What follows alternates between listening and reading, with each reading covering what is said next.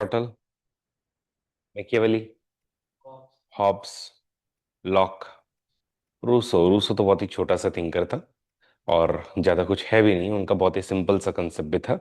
General well वगैरह सबको clear हो गया। और जो भी लोग यहाँ पर यूट्यूब पे इस लेक्चर को देख रहे हैं, आप लोगों को बता देना चाहता हूँ कि सिलेबस के डिकोडिंग से लेकर के सब कुछ हम लोगों ने हमारे एक यूट्यूब की इस प्लेलिस्ट के अंदर में डाला हुआ है, जिसमें सारे थिंकर्स एक शॉट में आप लोग जो वो समझ पाओगे, ताकि आप अपने रिवीजन के लिए, ताकि आप अपने पढ़ाई को और बेटर बना पाओ। और आज के इस सेशन में हम लोग शुरू करेंगे जेएस मिल। लेकिन जैसे ही हम जेएस मिल को शुरू करते हैं तो उसका एक गुरु वो इमीडिएटली यहां पर आ जाता है, जिसका नाम है बेंथम, जेरेमी बेंथम, जिन्होंने यूटिलिटेरियनिज्म एज अ स्कूल को स्टार्ट किया। आज हम समझ करके लेंगे कि यूटिलिटेरियनिज्म है क्या।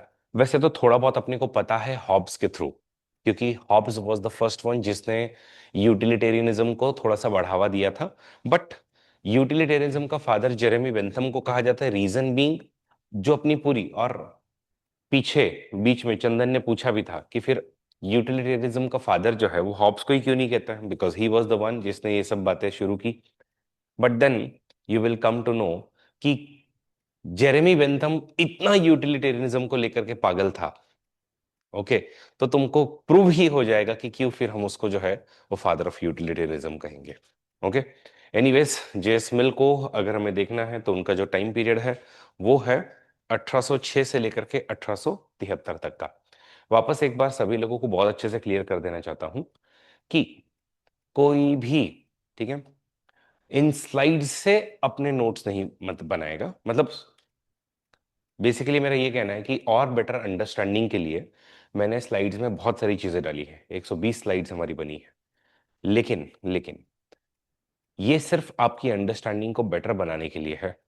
अगर आप इतना सब लिखते जाओगे, इतना सब अगर आप लोग नोट करोगे और उस सब को याद करने की कोशिश करो तो होगा नहीं।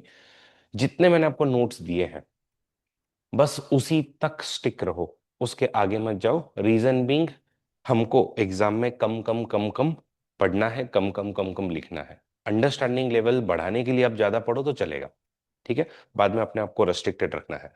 तो 1806 से लेकर के इनका टाइम पीरियड शुरू होता है 1873 तक, ठीक है। तो 1806 से 1873 तक इनका टाइम पीरियड है। ओके, तो जॉन स्टुअर्ट मिल जो है उनपे कई बार जो है वो अलग अलग क्वेश्चंस पूछे हैं यूपीएससी ने कि J S Mill subordination of legal subordination of one sex to another is wrong in itself and now one of the chief hindrance to the human development. मतलब he is basically talking about the woman. Okay, तो he after, okay, after in western political thought after Plato he is the one जिसने woman को rights दिए हैं। बीच में इतने सारे thinkers आकर के गए, इतने साल हो गए, किसी ने वुमन को कोई राइट नहीं दिए हैं। इसका गुरु Jeremy Bentham plus J S Mill दोनों भी वुमन को राइट्स देते हैं। But he explicitly wrote about the woman. Okay, फिर comment on the J S Mill's idea of the woman suffrage. Again, suffrage का मतलब सफर करना नहीं है, सफरेज का मतलब यहाँ पे वोटिंग को लेकर के होता है। फिर उसके बाद में comment on the John Stuart Mill is a reluctant democrat. तो he is greatest champion of democracy. Okay, और वो इतना ज्यादा डेमोक्रेसी को पसंद करता है जेएस मिल कि वो नहीं चाहता कि डेमोक्रेसी बदनाम हो जाए। समझ रहे हो? इसलिए वो ऐसे जगह जहां पर डेमोक्रेसी नहीं सूटेबल है वहां पर डेमोक्रेसी देना ही नहीं चाहता है, इंक्लूडिंग इंडिया लाइक कंट्रीज में। तो ही डिड नॉट से कि नहीं इंडिया के अंदर, ही डिड से कि इंडिया के अंदर में डेमोक्रेसी मत लाओ। रीजन बीइंग फिर डेमोक्रेसी पे लोगों का विश्वास उठ जाएगा कि डेमोक्रेसी अगर ऐसी है तो नहीं चाहिए अपने को डेमोक्रेसी, ठीक है। Representative democracy means the people as a body must be able to control the general direction of the government policy. ये एक सवाल था। फिर all silencing of the discussion is assumption of infallibility. तो अगर हम लोग अगर सभी थिंकर्स की बात देखें तो हॉब्स ने हमें राइट टू लाइफ दिलवाया, लॉक ने हमें लाइफ, लिबर्टी और प्रॉपर्टी का हक दिलवाया। ही इज द पर्सन जो freedom of speech and expression का हक दिलवाता है। वो कहता है कि हमें एब्सोल्यूट राइट होना चाहिए freedom of speech and expression का, चाहे अगला वाला गलत ही क्यों ना हो। All silencing is assumption of इनफेलिबिलिटी। उनका कहना है कि वो बताए कि साइलेंस करना ही नहीं किसी को, चाहे कोई कुछ ही क्यों ना बोले। फॉर एग्जाम्पल, अभी अगर हम लोग नेशनल मीडिया या फिर इवन एक नेशनल नैरेटिव के अंदर में अगर हम लोग देखें, तो उमर खालिद, ठीक है, तो पहली बात तो कश्मीरी की आजादी लेकर के वो जो डिमांड करता है, फिर भारत के टुकड़े होंगे वगैरह वगैरह, तो एक नेशनलिस्ट होने के पर्सपेक्टिव से आप बिल्कुल उसको एक देशद्रोही करार दोगे और उसको जेल में रखोगे, सही है। लेकिन अगर जेएस मिल होता, तो जेएस मिल कहता कि उसको कहने दो, उसको भी freedom of speech and expression का राइट होना चाहिए और उसको दबाना नहीं चाहिए था। ठीक है, वो कहता है कि ट्रुथ जो है वो कहीं से भी इमर्ज हो सकता है, और ट्रुथ को आप लोग इस तरीके से नहीं रोक सकते हो। तो अगेन मैं पहले ही बता देना चाहता हूं सभी लोगों को, मैं नहीं सपोर्ट कर रहा हूं उमर खालिद को, लेकिन मैं जेएस मिल के पर्सपेक्टिव से आपको बता रहा हूं कि अगर जेएस मिल होता तो वो कहता कि उसे भी बोलने की ये वाली आजादी होनी चाहिए। ठीक है, तो वो एब्सोल्यूट चैंपियन है, किसका एब्सोल्यूट चैंपियन है? लिबर्टी का। फिर और freedom of speech and expression का, the worth of the state is the worth of the individuals composing it, 2011 में पूछा था। The sole end for which the mankind are warranted individual और collectivity in interfering with liberty of action is self protection. कि आप लोग जो है वो किसी और के लिबर्टी में तभी इंटरवीन कर सकते हो जब तुम्हारा सेल्फ प्रोटेक्शन होने वाला, सेल्फ प्रोटेक्शन हार्मफुल होगा। तो इसका एक हार्म प्रिंसिपल नाम का प्रिंसिपल भी है, जो हम लोग आगे देखेंगे। ओके, तो चलिए, अब कुछ पीवाईक्यूज हमने देख लिए। तो मिल जो है वो काफी डाइवर्स है। हम लोग देख रहे हैं कि वो डेमोक्रेसी के बारे में बात करता है, तो उसके डेमोक्रेसी पे सवाल आए हुए हैं। वो वुमन के ऊपर में बात करता है, तो उसको लेकर के वुमन पे सवाल आए हैं। उसके लिबर्टी पे सवाल आए हुए हैं, और उसके freedom of speech and expression पे सवाल आए हुए हैं। तो बहुत डाइवर्स पोर्टफोलियो है। ठीक है, और इन सब पर जो है वो कहीं ना कहीं सवाल जो है वो आता ही है। चलिए, तो अब जो है वो हम लोग मिल जो है उसका एक बेसिक देखें कि वो कहाँ पे है, तो वो भी अगेन ब्रिटेन से बिलोंग करते हैं। ओके, और ये जो है वो क्रॉस पाथ पर खड़े हैं, खास करके पॉजिटिव लिबर्टी और निगेटिव लिबर्टी के। तो अब तक जो लिबर्टी की बात कर रहे थे वो हम लोग निगेटिव लिबर्टी की बात कर रहे थे। निगेटिव लिबर्टी, इसका बेसिक मतलब क्या है? निगेटिव सेक्युलरिज्म, इसका बेसिक मतलब क्या है? निगेटिव राइट्स, इसका बेसिक मतलब क्या है? ये हम लोग पॉलिटी में भी एक बार डिस्कस करेंगे, बट अभी मैं आप लोगों को पहले ही बता देता हूं। और पॉलिटी में आप लोगों को मैं पॉइंट आउट करके ये वाला सवाल पूछूंगा, तब उसका जवाब भी दीजिएगा। वेन एवर समथिंग, ओके, जब किसी भी चीज के पीछे when you add negative, it means आप उस चीज के लिए उसको रोक रहे हो। निगेटिव लिबर्टी, निगेटिव लिबर्टी मतलब क्या? कि मुझे कुछ भी करने का हक है, तू मुझे डिक्टेट नहीं करेगा मुझे क्या करना है। और तू मतलब कौन? यहां पर आएगा स्टेट। तो स्टेट के not tell me what to do, state के not tell me what to eat, state के not tell me what to wear, state के not tell me home to prayer. तो जहां पर भी स्टेट को मनाही है, वो हो गई निगेटिव लिबर्टी।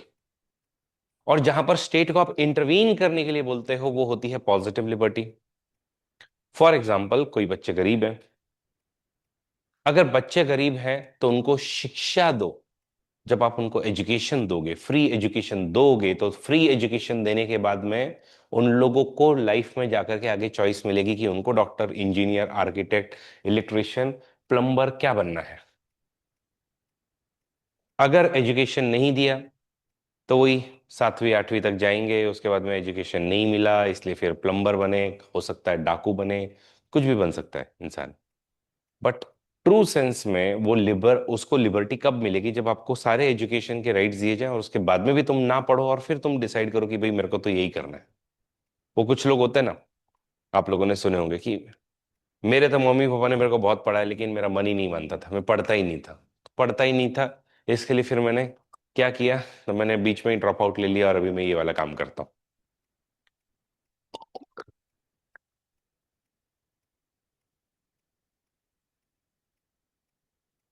बोले पढ़ाई मेरे को समझ ही नहीं आती थी, मैथ्स मुझे समझता ही नहीं है। तो ऐसे जो लोग हैं, वो हो कि आपको सबको मैं पढ़ाऊं, फिर आप लोग डिसाइड करो कि आपको क्या करना है। ठीक है, तो पॉजिटिव लिबर्टी में स्टेट इंटरवीन करेगा, निगेटिव लिबर्टी में स्टेट इंटरवीन नहीं करेगा। सबको कितना क्लियर हुआ? तो he standing at the cross roads of positive and negative liberty. मजेदार बात है, he worked under British East India company for 35 years. कितने?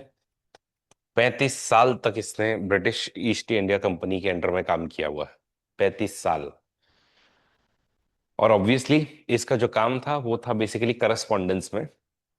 करस्पॉन्डेंस मतलब बेसिकली भारत के साथ में जो भी नीतियां बनती थी और भारत के साथ में जो भी पत्र व्यवहार होता था उसके अंदर में ही यूज टू सिट। और वही बहुत सारी नीतियां जो है भारत के लिए बनाता था। इनफैक्ट इंडिया के अंदर में जो एजुकेशनल सिस्टम आज लाया हुआ है, ठीक है, तो अब मॉडर्न हिस्ट्री जब आप लोग पढ़ोगे तो उसमें एक वुड्स डिस्पैच बहुत फेमस है, ठीक है, जिसमें हम लोगों को ये कहा गया कि जितनी भी हायर लेवल की जो लर्निंग्स है, आईसीएस के लिए, आईआईटी के लिए, आईएम के, वो सारी की सारी जो होंगी वो सारी की सारी इंग्लिश में होंगी। और वर्नाकुलर लैंग्वेज यानी कि यहाँ की लैंग्वेजेस को प्रेफरेंस नहीं देकर के इंग्लिश की लैंग्वेज को प्रेफरेंस दिया जाएगा। ये सारे पॉलिसीज भले ही वुड्स डिस्पैच लेकर के आया या फिर लॉर्ड मैकॉले लेकर के आया, लेकिन इन सबको डिजाइन जो है वो ब्रिटिश ईस्ट इंडिया कंपनी के अंदर में बैठे हुए ये जेएस मिल ने किया था। ठीक है, तो इस तरीके से मिल जो है वो है। अच्छा, मिल का फादर जो है वो जेम्स मिल है। मजेदार बात है कि जेम्स मिल एक मशीन बनाना चाहता था और उन्होंने एक मशीन बनाई भी। तो जेम्स मिल जो है वो क्लोज एसोसिएट था बेंथम का, as well as he was also disciple of the Bentham. भक्त था वो उसका। और वो चाहता था कि यूटिलिटेरियनिज्म में ही मेरा बच्चा जो है वो आगे बढ़े और आगे कुछ तो इसमें करे। तो जेरेमी बेंथम खुद भी एक बहुत एक नंबर का अव्वल दर्जे का स्कॉलर था, लेकिन मिल इवन सबका बाप था, most educated person at the age of 18, youngest person जिसके पास में सारी की सारी डिग्रियां हैं, अचीवमेंट्स है। अगर ऐसा कोई है तो वो जेएस मिल है। वो उसके फादर का एक एक्सपेरिमेंट था। और उसके फादर इन्फ्लुएंस हुए थे लॉक से। लॉक ने कहा था माइंड इज टेबुला रासा। ये आई थिंक अभी तक मैंने लॉक में आपको सिखाया नहीं, बट आगे ये वाला स्टेटमेंट जो जरूर आएगा कि mind is a tabula rasa. Tabula rasa means mind जो है वो एक ब्लैंक, ब्लैंक जो है वो स्लेट है। Blank slate, tabula rasa means blank slate. बोले माइंड के अंदर में सब कुछ पहले से ही इंटरप्रेटेड नहीं होता है, पहले से ही आइडियाज नहीं होते हैं। Whatever ideas that we get from the physical world.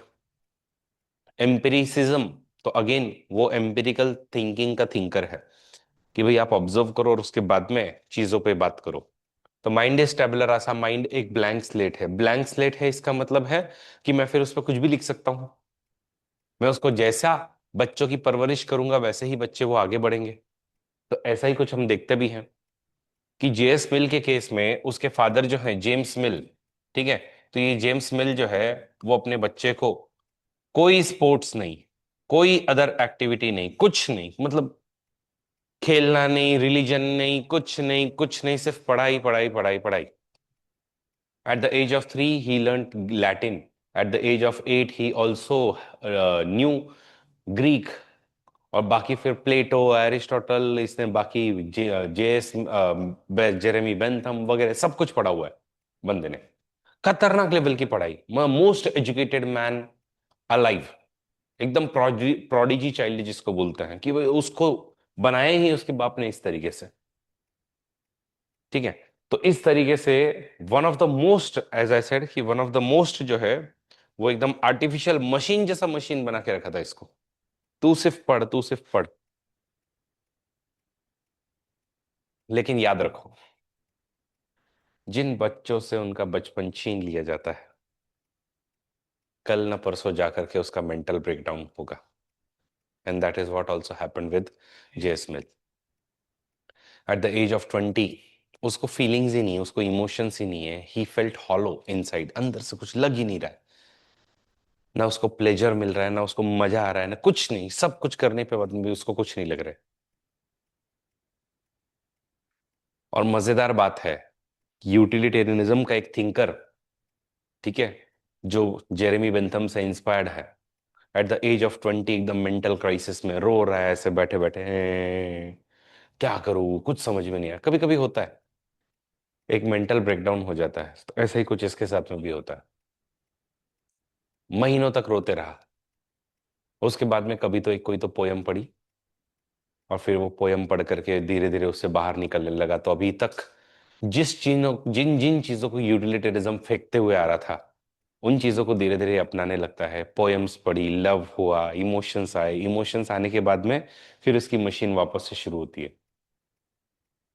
Obviously उसको फिर ये हैरियट टेलर मिल करके एक लेडी है, वो भी इस जर्नी के अंदर में मिलती है, उससे प्यार होता है। अब वो शादीशुदा है, इसलिए ये उसके साथ में शादी नहीं कर सकता है। फिर जब उसका पति मरा, तो हैरियट टेलर, टेलर जो है, तो टेलर उसका एक पहले वाला पति है, और बाद में फिर मिल लगाया। तो वो हैरियट टेलर मिल, मतलब मिल से भी बाद में शादी हुई है। तो वो भी ज्यादा दिन जी नहीं। फिर वो जी नहीं पो तो फिर वो भी फिर थोड़ा सा मतलब बोर हो गया। फिर उसके बाद में जब 1857 में, आप सबको पता होगा कि ब्रिटिश ईस्ट इंडिया कंपनी ने, ब्रिटिश ईस्ट इंडिया कंपनी के सारे पावर्स एबॉलिश कर दिए, उसके सब खत्म कर दिए। इसमें अगर किसी की जॉब गई तो दैट वाज जेएस मिल। और फिर जेएस मिल जो है वो ब्रिटेन छोड़ करके फ्रांस चले गया, फिर अपनी प्रेमिका, मतलब उसकी जो वाइफ थी, उसी की कब्र के पास में बस बैठा रहता और बाद में मर गया। तो ऐसी कहानी है।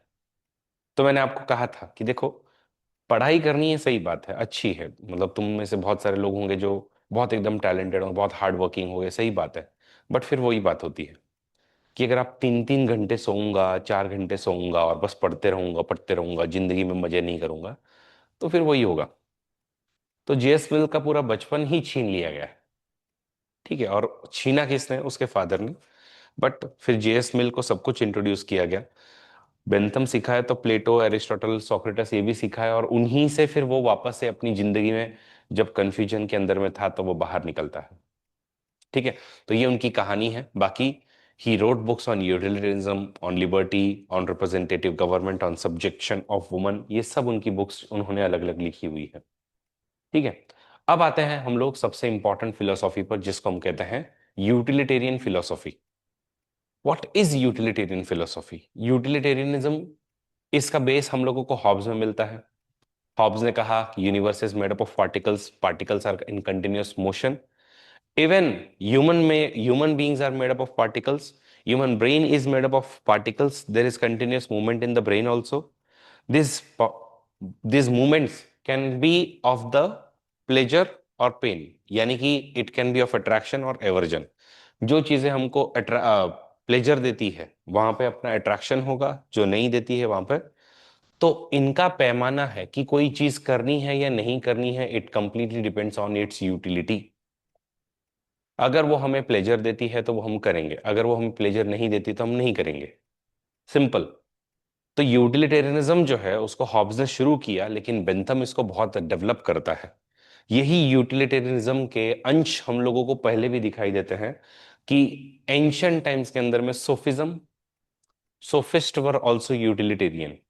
बस पैसा है, पैसे की यूटिलिटी है, इसलिए पैसा ज्यादा ज्यादा कमाओ। For that if you want to come into power, moral ethics वेथिक्स कुछ नहीं है।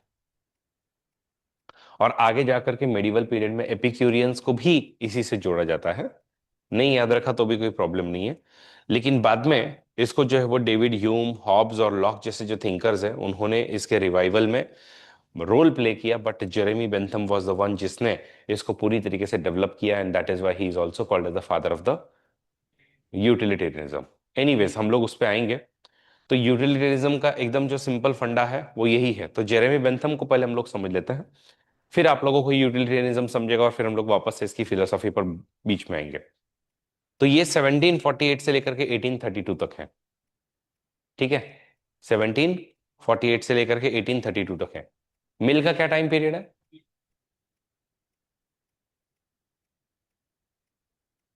मतलब जेरेमी बेंथम से मिले होंगे यंग एज तक तो।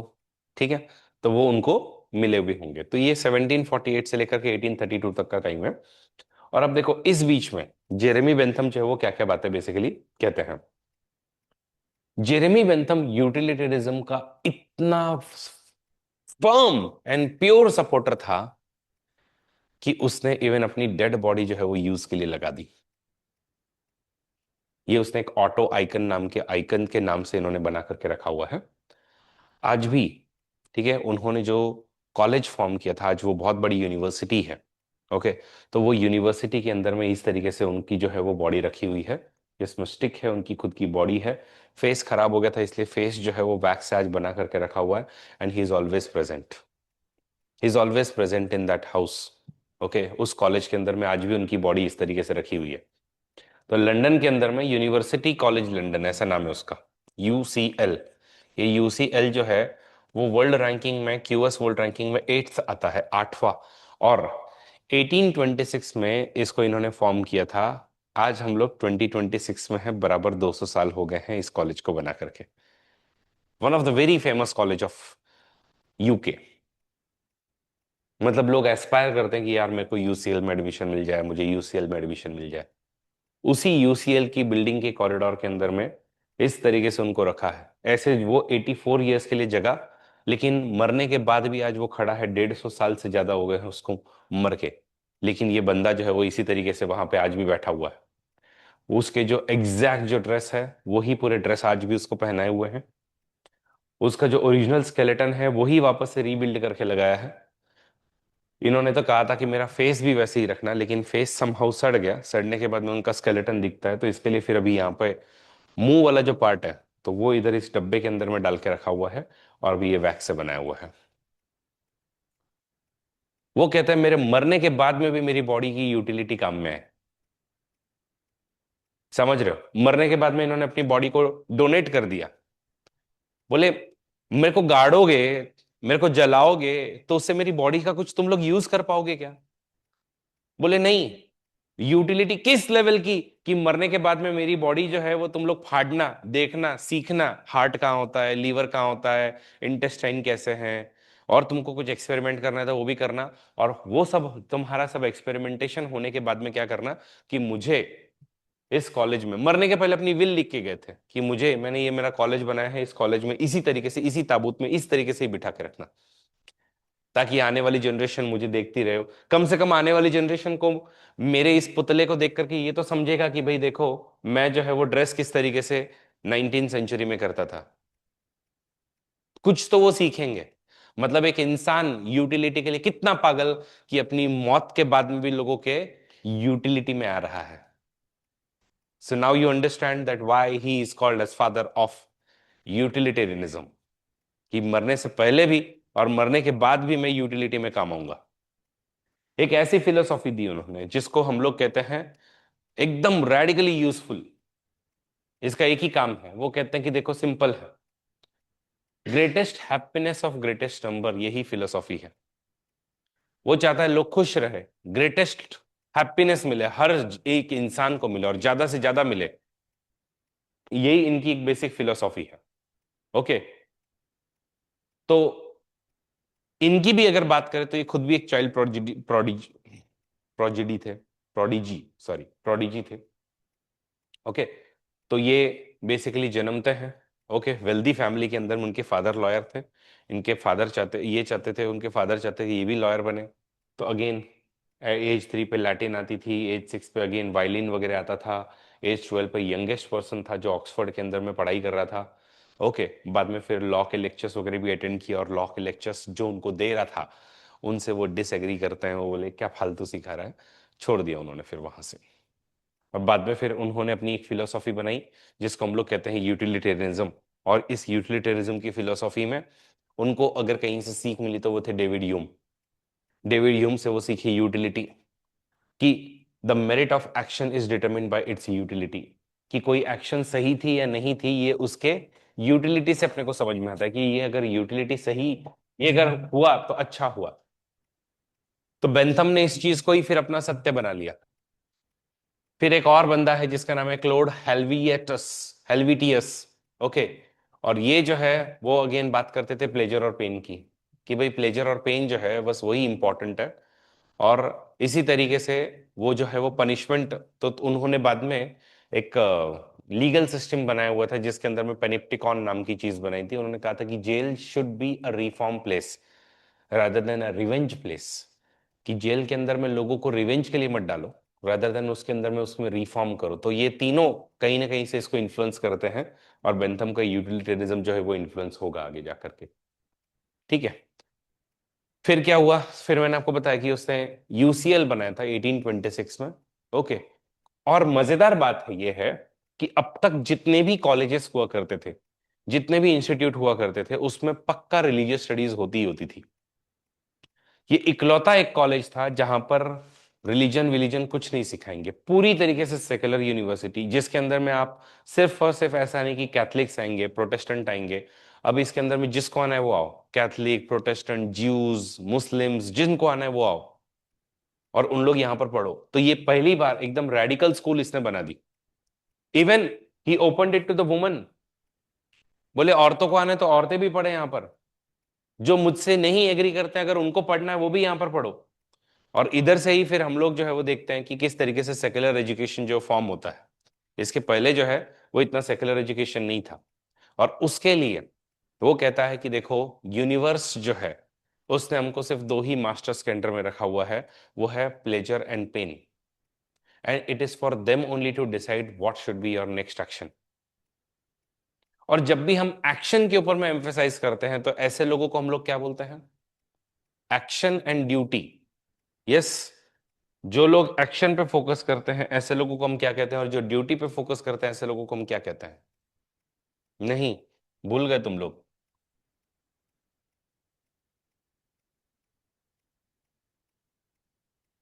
डियोंटोलॉजी एंड टेलियोलॉजी। कौन है जो एक्शन पे फोकस करेगा या कॉन्सिक्वेंस पे फोकस करेगा मेजरली, कि तुम्हारा फाइनल कॉन्सिक्वेंस क्या है? ठीक है, तो टेलियोलॉजी वाले जो लोग हैं इनको हम लोग कॉन्सिक्वेंशियलिज्म भी बोलते हैं। या इन लोगों का सिर्फ एक ही चीज है कि भाई कॉन्सिक्वेंस क्या होगा इसका फाइनल। और इन लोग जो है, हाँ एग्जैक्टली, इन लोग एंड इनके लिए इंपॉर्टेंट है। और डियंटोलॉजी वालों के लिए ड्यूटी या फिर तुम क्या एक्शन लेते हो वो ज्यादा तुम्हारे लिए इंपॉर्टेंट है।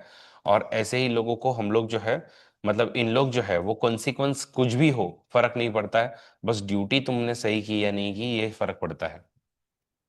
और इसमें दो हेवीवेट्स लड़ने वाले हैं। डियंटोलॉजी का जो प्रोमिनेंट थिंकर है उसका नाम है इमैनुअल कांट। ठीक है, ये आगे भी आएगा हमारा। और टेलियोलॉजी का जो प्रोमिनेंट थिंकर है वो बेंथम से शुरू होता है। बेंथम टेलियोलॉजी का वेरी इंपॉर्टेंट थिंकर है। आगे मिल भी इसी चीज को ज्वाइन करेगा। ठीक है। इन लोग बोलते हैं कि देखो, अगर कॉन्सिक्वेंस सही है तो बात ही खत्म। अगर ग्रेटेस्ट हैप्पीनेस मिल गया, क्योंकि हैप्पीनेस एक कॉन्सिक्वेंस है, अगर ग्रेटेस्ट हैप्पीनेस मिल गया तो बस बात ही खत्म। तो ये हमेशा किसको सपोर्ट करेंगे? ये हमेशा कॉन्सिक्वेंस को सपोर्ट करेंगे कि एंड सही है तो सब सही। लेकिन वही डियंटोलॉजी वाले जो है वो कांट बोलता है कि नहीं, किसी भी एक इंसान को मींस मत बनाओ। ठीक है, every man is an and in itself, और आप बीच में किसी को भी नहीं यूज कर सकते हैं। और इसीलिए डियंटोलॉजी वाला कांट कभी स्लेवरी को सजेस्ट नहीं करेगा, स्लेवरी को सपोर्ट नहीं करेगा। ठीक है। तो बेंथम जो है वो टेलियोलॉजी का सपोर्टर है, कॉन्सिक्वेंस का सपोर्टर है, और वो अपनी थ्योरी यूटिलिटेरियनिज्म से बताता है। वो बोलता है देखो, सिंपल एक ही शब्द है, यूटिलिटी है कि इस चीज की, मतलब इससे फाइनली मुझे प्लेजर मिलेगा क्या? अगर मुझे प्लेजर मिलेगा तो वो कॉन्सिक्वेंस सही है, तो ये काम करना चाहिए हमको। अगर नहीं मिल रहा है तो फिर नहीं करना चाहिए। ठीक है। तो इसके लिए वो कहता है कि यूनिवर्स ने हमको सिर्फ दो ही मास्टर्स के अंडर में रखा है, एक है प्लेजर और दूसरा है pain, and it is for them only to decide what should we do. तो ये क्या चाहता था ना, ये चाहता था कि देखो, जैसे मैथमेटिक्स है ना, जिसमें हर बार 1+1 2 ही आता है, ऐसे ही ये इवन मॉरल्स को, इवन एथिक्स को यूटिलिटी के माध्यम से डिफाइन करना चाहता था। वो कहता था जैसे मैथ्स में हम लोग बहुत सारी चीजें कैलकुलेट कर सकते हैं, ऐसे ही मैं यूटिलिटी को कैलकुलेट कर सकता हूँ, हैप्पीनेस को कैलकुलेट कर सकता हूँ। इसके लिए एक फिलोसफिक कैलकुलस नाम की चीज भी देता है अपने को। ओके, वो कहता है कि देखो मैं तुमको बताता हूं ना कि क्या होता है। ओके। तो एनीवेज, तो सबसे पहली इंपॉर्टेंट जो बात है वो ये है कि लाइफ में he worked for reforming the laws, founding UCL, and also बहुत सारा उसने सोसाइटी की यूटिलिटी के लिए बहुत कुछ उसने लिखा, लिखते ही रहता था बस। और डेथ के बाद में भी खुद की बॉडी को साइंस के लिए डोनेट किया, स्टूडेंट्स को आज भी इंस्पायर करता है। Okay, and refusing to waste resources in burial, मतलब ये जो ऑटो आइकन जो हमने देखा ना, ये ऑटो आइकन बिल्ड किया उसने कि खुद का जो बॉडी का स्ट्रक्चर वगैरह जो ऐसे रखा हुआ है, तो बेंथम को इसीलिए यूटिलिटी का मास्टर ही कहा जाता है कि भाई ये तो है।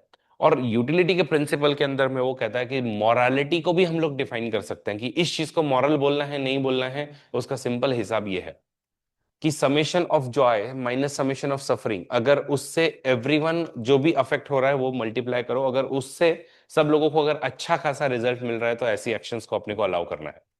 मैथमेटिकली वो प्रूव करना चाहता था। ठीक है।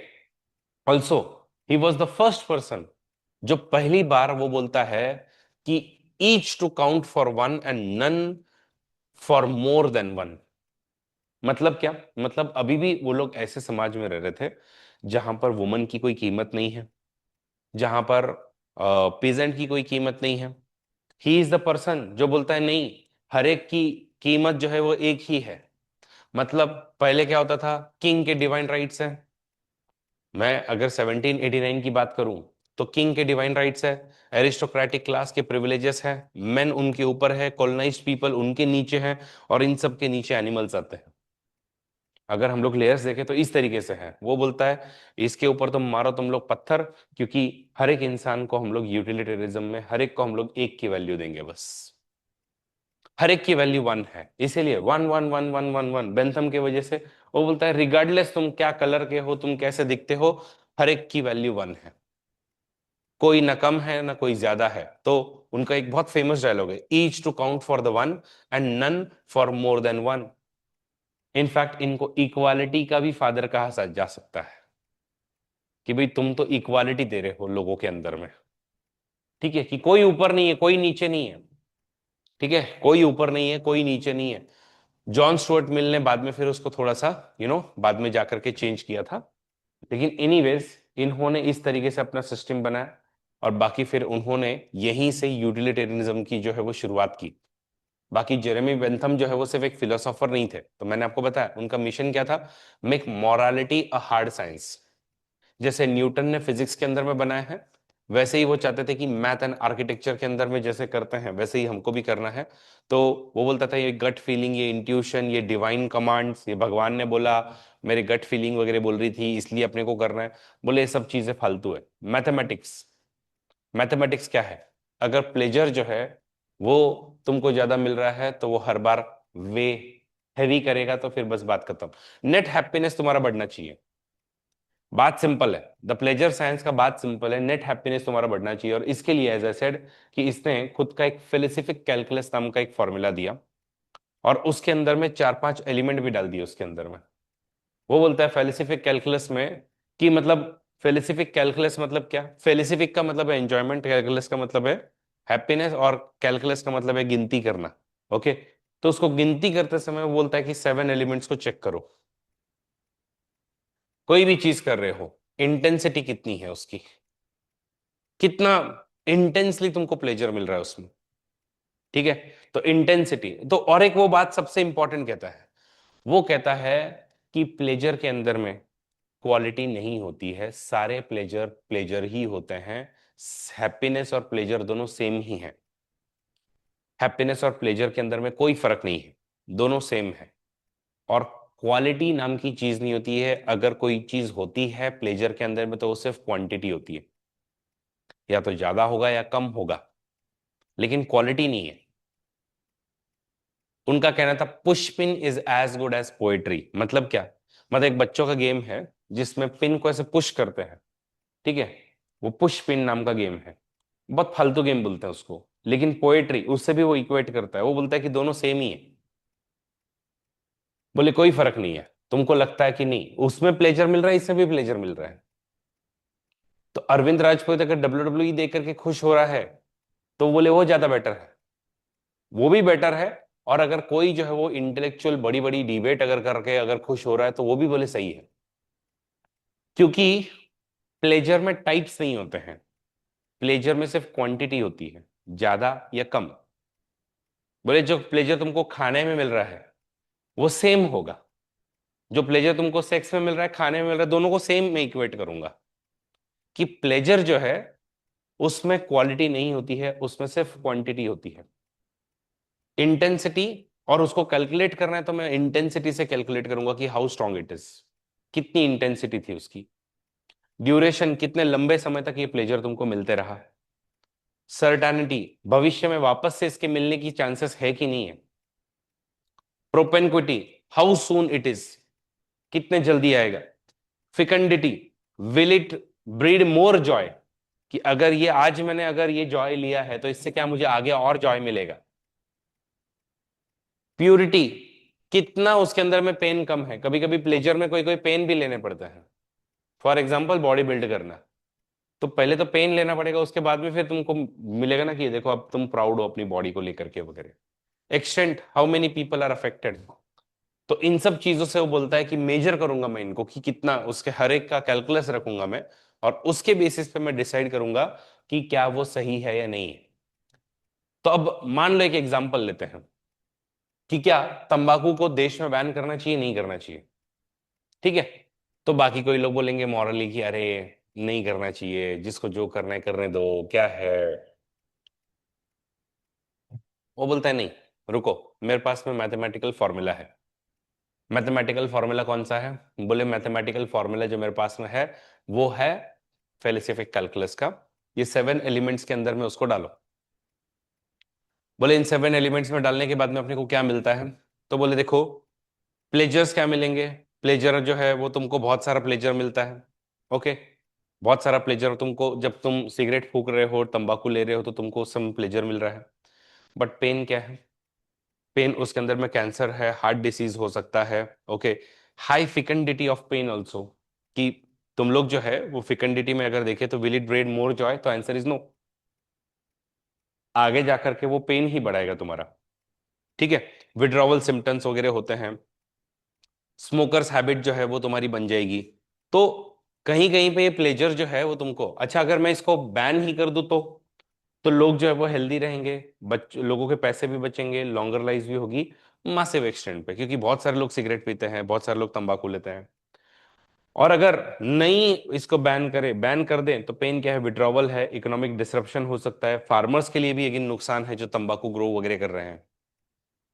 तो इन सब को वो इन 7 फॉर्मूलाज में बिठाएगा, और 7 फॉर्मूलाज में बिठाने के बाद में उसका क्या वैल्यू आ रहा है, उससे कितने लोग इंपैक्ट हो रहे हैं, और एज आई सेड कि नेट हैप्पीनेस तुम्हारा क्या निकल के आता है।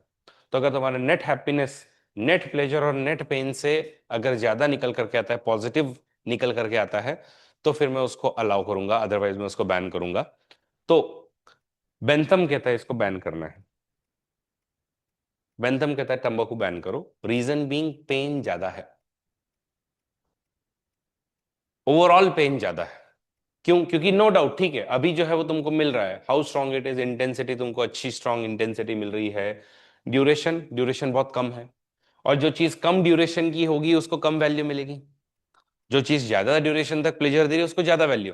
तो ड्यूरेशन क्या है? बहुत ही कम है, तो कम वैल्यू हो गई उसकी। ठीक है, certainty, will it definitely happen, तो ठीक है, मतलब होता है, तो उसको आप एवरेज यहां तक के मार्क्स दे दोगे। फिर उसके बाद में propinquity, how how soon it is going to happen, तो वापस तलब जो है तुमको लग सकती है, जल्दी ही लग सकती है, तो इसको भी थोड़ा लो वैल्यू दोगे।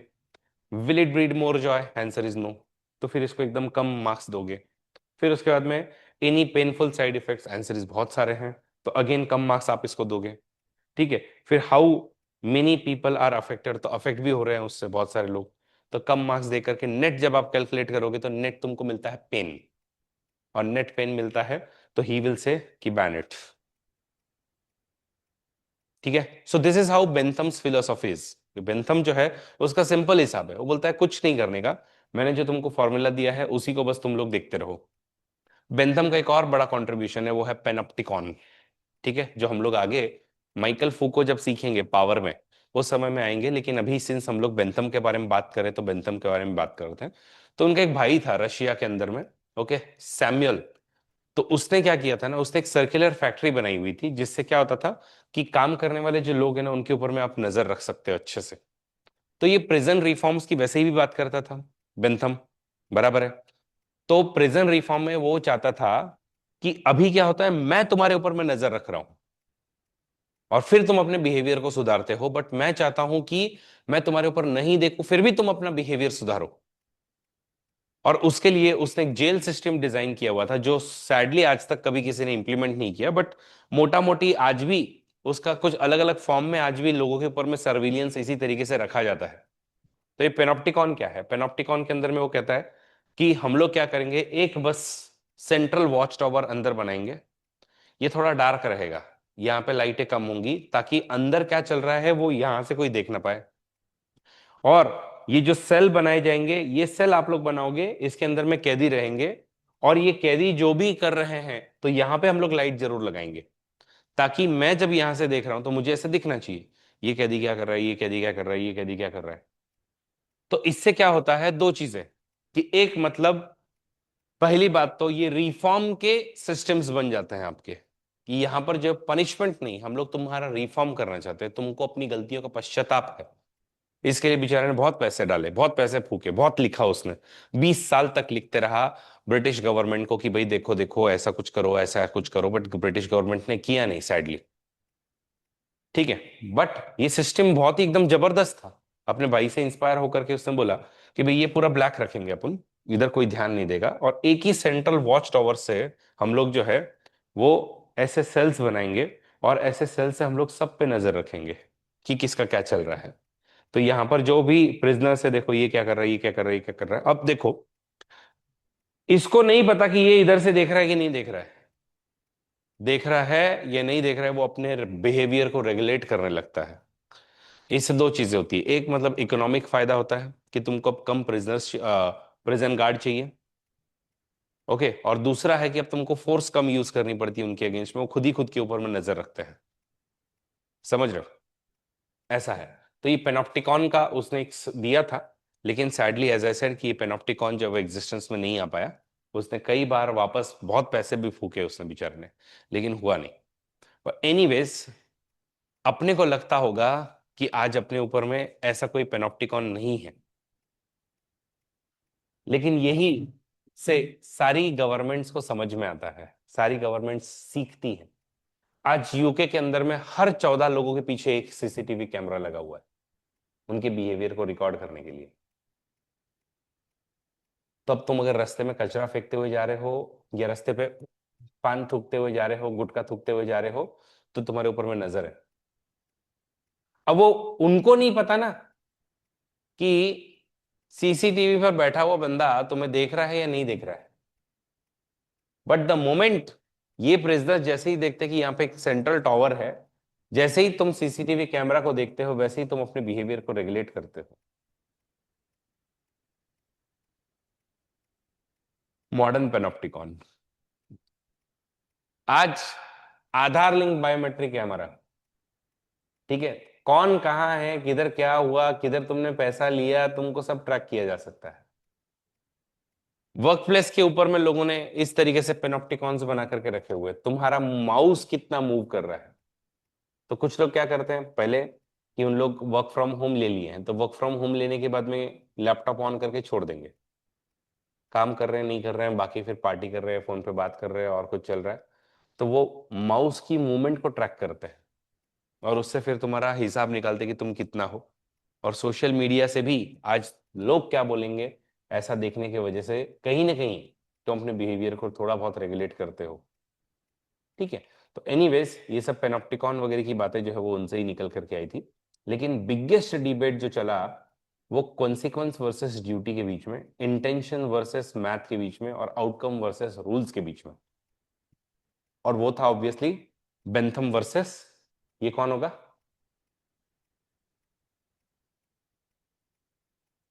ड्यूटी की बातें कौन करता है? Can't. As it is GS4 में ये सब चीजें आने वाली है, एज इट इज। तब आप लोगों को मेरी याद आएगी कि अरे सर ने हमको ज्यादा बेटर स्लाइड में अच्छे से सिखाया हुआ है। ठीक है। How to decide what is actually right when the answer literally change the world. और इसके अंदर में दो लोग आते हैं, एक कॉन्सिक्वेंस पे फोकस करने वाला, मैथ पे फोकस करने वाला, आउटकम्स पे फोकस करने वाला, और दूसरा ड्यूटीज पे फोकस करने वाला, रूल्स पे फोकस करने वाला, और इंटेंशन पे फोकस करने वाला। तो इनके बीच का डिबेट क्या है? तो इनके बीच का डिबेट है कि भाई हम लोगों ने कॉन्सिक्वेंस पे फोकस करना है या रूल पे फोकस करना है। फॉर एग्जाम्पल, हर कोई अपने को बोलता है झूठ मत बोलो, बट वो झूठ बोलने से अगर किसी का फायदा हो रहा हो तो कॉन्सिक्वेंस, कॉन्सिक्वेंस कि नहीं हो सकते, आप बार बार हार्श नहीं हो सकते हो, और हम लोग कई बार होता है, हर एक के मुंह पे हम लोग बोल के आते हैं, क्या तू ऐसा है, तू वैसी है। मैं बोला, बच्चों तुमको दिख रहा है कि मेरा वजन कम हो रहा है, तो तुम लोग क्या करोगे? तुम लोग, यार सर का थोड़ा मन रखते हैं, हाँ सर थोड़े थोड़े पतले दिख रहे हो। तुम बोलोगे नहीं सर उतने ही मोटे हो, हमको तो वैसे ही दिखाई देते हो तुम क्या करोगे? तो इसके लिए जो है, अगर मतलब फिर मिल का सॉरी बेंथम का सिंपल हिसाब है, अगर यूटिलिटी कम है ट्रुथ की, तो फिर वो उसको एक झूठ भी उसका पलड़ा जो है वो कम कर सकता है। तो झूठ बोलना इस मामले में सही होगा और आप झूठ बोलो, ठीक है। तो मिल बोलता है कि कुछ भी प्री डिफाइंड रूल्स नहीं है। कांट बोलता है नहीं, रूल्स है, रूल्स बने हुए हैं, झूठ नहीं बोलना है, किसी भी सिचुएशन में नहीं बोलना है। तो अभी कुछ हम थॉट एक्सपेरिमेंट देखेंगे, उसमें देखेंगे फिर सच में झूठ नहीं बोलना है, क्या करना है क्या नहीं करना है। ठीक है, तो कोई रूल्स नहीं होते हैं, वो सिर्फ एक ही बात कहता है। वो एक ही बात क्या कहता है? वो एक ही बात कहता है कि इससे मैक्सिमम हैप्पीनेस जनरेट हो रहा है क्या मैक्सिमम लोगों का, ठीक है।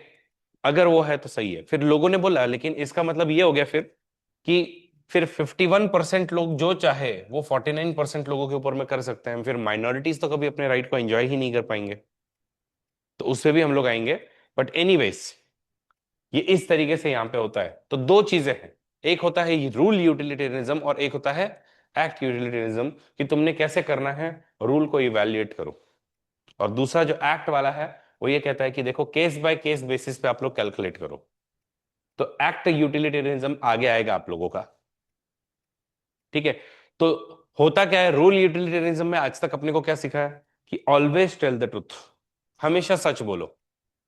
लेकिन एक्ट यूटिलिटेरियनिज्म बोलता है नहीं, देखो कॉन्सिक्वेंस क्या होगा उससे, फिर झूठ बोलना है या सही बोलना है वो आप देखो। तो बोले कैसे? तो अभी मैं आपको एग्जांपल्स दिखाता हूं। तो इसमें बेसिकली ये जो कांट है, ओके, तो ये कहता था कि भाई there are certain categorical imperative कि act only on rules you could universalise for everyone. अगर आप एक बार भी झूठ बोलोगे तो समाज के अंदर में फिर ट्रस्ट नहीं रहेगा, और ट्रस्ट नहीं रहेगा तो फिर धीरे धीरे समाज बिखर जाएगा। तो वो कैटेगोरिकल इंपरेटिव्स देते हैं, ये आगे आएंगे हमारे कांट, और तुम्हारे GS4 में भी आएगा। तो कैटेगोरिकल इंपरेटिव मतलब, इंपरेटिव का मतलब है which is very very essential, ये जरूरी है मतलब जरूरी ही है, इसमें आप कुछ नहीं कर सकते हो। तो बोलता है कुछ कैटेगोरिकल इंपरेटिव है, और ह्यूमन जो है उसको एंड के तौर पे कभी ट्रीट मत करो। ह्यूमन हमेशा क्या, सॉरी, ह्यूमन खुद एक एंड है, ह्यूमन को कभी भी मीन्स के तौर पे ट्रीट मत करो। और what happens is irrelevant, acting from duty is everything. तो हमने बेंथम देखा, बेंथम बोलता है भाई ऐसा नहीं है, रूल यूटिलिटेरियनिज्म में बिलीव ही नहीं करना है, तुम बस एक्शन से क्या कॉन्सिक्वेंस आ रहा है उस पर देखो। और ये बोलता है नहीं, चाहे कुछ भी हो, इंटेंशन वेरी वेरी इंपॉर्टेंट, चाहे कुछ भी हो जाए, कैटेगोरिकल इंपरेटिव, जिस चीज को आप यूनिवर्सलाइज नहीं करो उस चीज को मत करना। ओके, तो फॉर एग्जाम्पल हम लोग एग्जाम्पल से समझ में आएंगे कि इन दोनों के बीच में क्या फर्क है। ओके, तो ये थोड़ा सा AI जो है वो इसको ढंग से नहीं बना पाया। ये जो है वो चार लोग जो है इनको आप यहां पे रखो ऐसा, ठीक है। ये क्लासिक जो ट्रेन वाली डिलेमा है, वो वाली डिलेमा, कि इसके अंदर में मान लो तुम जो है तुम्हारे हाथ में ये लीवर है, ओके, और एक ये जो ट्रेन है ये आपकी जा रही है, ओके, और ये जो ट्रेन है ये बेसिकली इस तरीके से इसी रास्ते पे जा रही है जिससे पांच लोग जो है मर सकते हैं। क्या हो सकता है? पांच लोग जो है वो मर सकते हैं। Pulling the lever will divert it, और इससे सिर्फ एक ही पर्सन जो है मरेगा। बेंथम से पूछा भाई क्या करना चाहिए? बेंथम बोलता है देखो, मेरा सिंपल मैथमेटिकल फॉर्मूला है, 5 lives are more important than 1 life, ठीक है। मेरे पास में कोई ज्यादा इशू ही नहीं है, मेरा एक्ट यूटिलिटेरिज्म किसी रूल पर बेस्ड नहीं है, मेरे इधर सिर्फ ये देखना है कि ज्यादा लोगों को मैं बचा सकता हूँ, ज्यादा लोगों का हैप्पीनेस में ला सकता हूँ क्या। तो बेंथम के हिसाब से वो बोलेगा पुल द रिवर, 5 लोगों को बचाओ, 1 लोग को मरने दो। ठीक है। मम्मी का फोन क्यों आ रहा है? हाँ, लेक्चर में हूँ।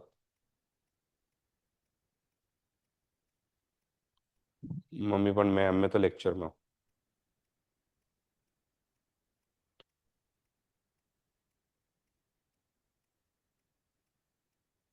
ठीक है। फिर दूसरा जो है वो कौन है? कांट। कांट डियोंटोलॉजी वाला। बोले इंटेंशंस, ड्यूटी, तुम्हारा इंटेंशंस क्या है। ओके। तो वो भी बोलेगा कि pull it, usually.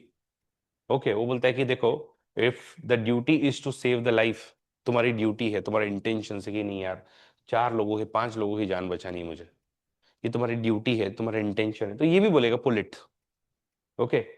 And you aren't actively using someone as a tool, you can act. जब तक तुम किसी को टूल नहीं बना रहे हो, तब तक तुम एक्ट कर सकते हो, कोई दिक्कत नहीं है। तो यहाँ पे हम लोग दोनों में सिमिलैरिटी देख रहे हैं, एक्ट वाले भी, रूल वाले भी। ओके। तो most people's intuition matches with Bentham here, and also Kant की भी इंटेंशन वही आएगी कि पुल द रिवर।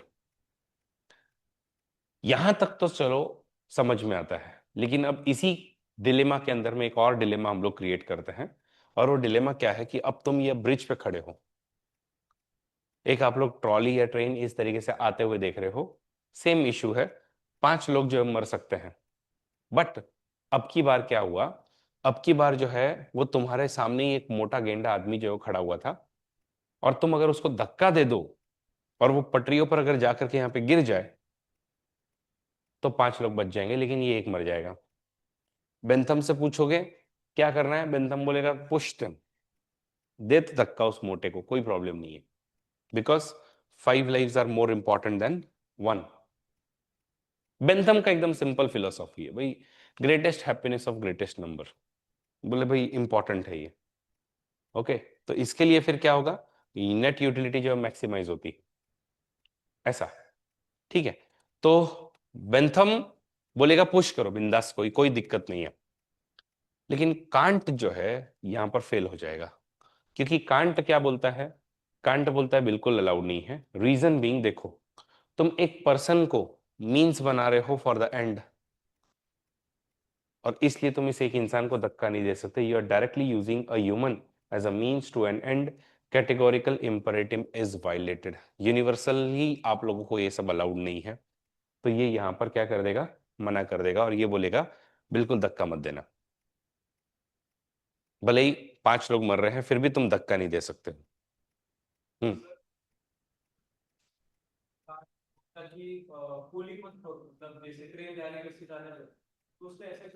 फिर भी उसको थोड़ा लगा कि मतलब ठीक है, तुम लाइफ बचाना चाहते हो, ये तुम्हारी ड्यूटी है कि ज्यादा ज्यादा लोगों की लाइफ बचाओ, ऐसा।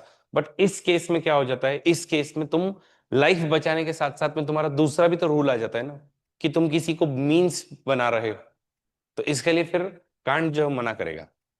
और तीसरे केस में कांट जहां पे मना करता है, जहां पे सबसे ज्यादा उसके क्वेश्चंस खड़े किए जाते हैं, वो सुनो। यहां पर जो है एक मर्डरर है। ओके। और मर्डरर आस्क कि तुम्हारा फ्रेंड जो है वो कहाँ छुपा हुआ है, और तुम्हें पता है कि वो कहाँ छुपा हुआ है, और अब तुमसे वो मर्डरर पूछता है कि वो कहाँ छुपा है, तो अब तुम झूठ बोलोगे या सच बोलोगे? हम्म। झूठ बोलोगे। बेंथम का सिंपल फंडा है यार। बेंथम बोलते बिंदास झूठ बोल तू, लाए। वाई? बिकॉज रूल कोई भी नहीं होना चाहिए फालतू, कि हमेशा ही सच बोलो। हमेशा ही सच बोलो, मेरा दोस्त मर जाएगा ना। तो व्हाट शुड यू डू? तो वो बोलता है देखो, saving a life produces infinitely better consequences than telling the truth. तो मैं झूठ बोलूंगा, बिंदास झूठ बोलूंगा, बिकॉज मेरा फॉर्मूला एकदम क्लियर है, ग्रेटेस्ट हैप्पीनेस। बट इधर कांट फंस जाता है। कांट बोलता है टेल द ट्रुथ।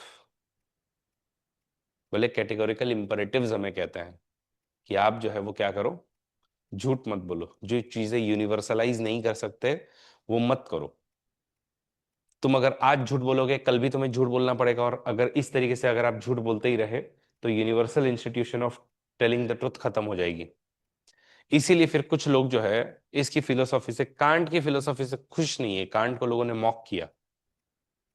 मतलब तुम लोग जो है एब्सोल्यूट रूल अगर होल्ड करते रहोगे हर बार तो फिर कैसे चलेगा। ओके, तो इस तरीके से हम लोग जो है इन दोनों के बीच में देखते हैं। देखो, पहली बात तो प्योर कॉन्सिक्वेंशलिज्म या डियोंटोलॉजी, ये दोनों भी हम लोग नहीं रख सकते हैं। ठीक है, हर बार जो है वो ऐसा होता ही है। अगर आप प्योर कॉन्सिक्वेंशलिज्म पे फोकस करते हो तो फिर आप लोगों को जो है वो फिर किसी चीज में कोई प्रोटेक्शन नहीं है, फिर कभी भी आपको भी यूज कर लिया जाएगा, किसी को भी यूज कर लिया जाएगा। ओके, फिर आप माइनॉरिटीज को क्रश कर सकते हो, एंड जस्टिफाइज मीन्स, और फिर हिटलर ने जो किया वो सब सही बता सकता है वो कॉन्सिक्वेंशलिज्म से। लेकिन अगर आप प्योर ड्यूटी ओरिएंटेड या डियंटोलॉजिस्ट अगर रहोगे तो फिर मॉरल रिगरिज्म हो जाता है, कंप्लीटली इनफ्लेक्सिबल। जिस केस में तुमने अपने दोस्त को भी मरवा दिया, सोचो। तो inflexibility is also not good. So what should we do? तो अगर आज के मॉडर्न टाइम्स की अगर हम लोग बात करें तो वहां पर कहीं ना कहीं अपने को इसका सिंथेसिस लेकर के आना पड़ता है कि most modern theories, rule, utilitarianism, Rawls का जस्टिस, ये सब जो है इन सब के ऊपर में ओवरलैप होता है। क्या आप जो है वो ड्यूटी और आउटकम दोनों को भी बैलेंस बनाओ। ठीक है, और यही चीजें हम लोग यहाँ पे भी देखते भी हैं। ओके, कि हमारे भी आज कॉन्स्टिट्यूशन के अंदर में फंडामेंटल राइट जब दिए हैं तो अपने को कांट के हिसाब से दिए हुए हैं, लेकिन डीपीएसपी जब दिए हुए हैं तो बेंथम के हिसाब से दिए हुए हैं। ऐसा अपने को अपने कॉन्स्टिट्यूशन के अंदर में भी दिखाई देता है। बट एनीवेज, आई होप सब लोगों को यहाँ तक पार्ट जो है वो समझ में आया। हाँ, तुम कुछ पूछना चाहते थे।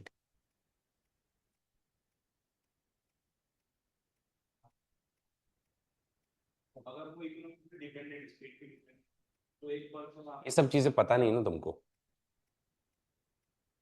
You are stranger, you are just pulling the lever. So what to do and what not to do. तो बेसिकली देखो, ऐसे जब मॉरल डिलेमास वाले जो चीजें क्रिएट की जाती है ना, उसमें कोई एक परफेक्ट आंसर नहीं होता है। कोई ना कोई हमेशा नाराज होगा ही।